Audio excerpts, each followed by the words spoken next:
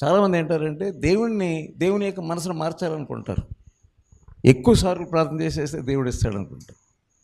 నేను 3 సార్లు చేశాను, ఈరోజు 10 సార్లు చేస్తే దేవుడు చేసేస్తాడు అనుకుంటాను. ఇది ఒక రాంగ్ నోషన్.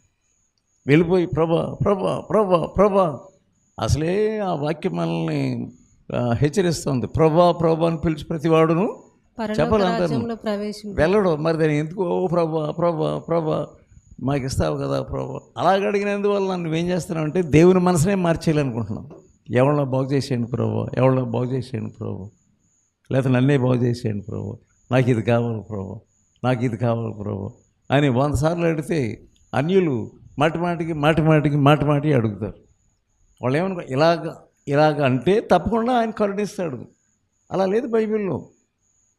ఆయన చిత్తానుకూలంగా ప్రార్థన చేయటం మనం నెక్స్ట్ నేర్చుకోవాలి.